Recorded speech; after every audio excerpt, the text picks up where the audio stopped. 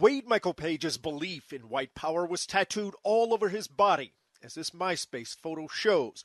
But back at Fort Bragg, you couldn't tell by looking at him. He didn't have the tattoos when he was in the Army. But fellow soldier and friend Chris Robillard says Page wasn't shy about sharing his views and ranted against non-white people. He would often mention the racial holy war that was coming. A criminologist who interviewed Page said he started identifying with the neo-Nazi movement while he was in the Army because he thought African-American soldiers got preferential treatment. Specifically, what he told me at one point was that if you join the military and you're not a racist, then you certainly will be by the time you leave. Well before pictures like this were posted on Facebook, the FBI had identified hundreds of veterans involved in white supremacist incidents.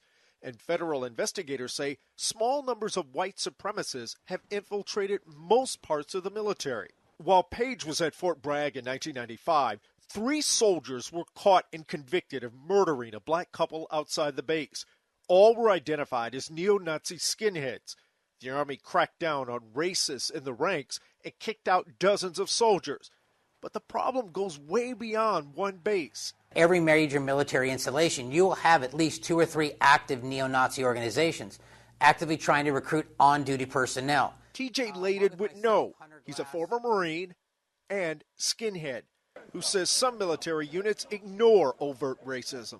I used to hang a swastika flag in my wall locker, and everybody in my unit, all the way up to my commander, knew it. The only time they ever asked me to take it down was when the commanding general would come through, just so they wouldn't get in trouble. Now, that's not to say that happens across the board. In fact, even Layden admits that in his brother's unit, the commander there took an extremely hard line against this kind of racism. He would crack down whenever troops put out anything that had racist overtones, made them take it down and send it home. The Army and Marines have strict rules against this, but ultimately it can come down to how much the individual commander takes a look at it and enforces those rules. Chris Lawrence, CNN, The Pentagon.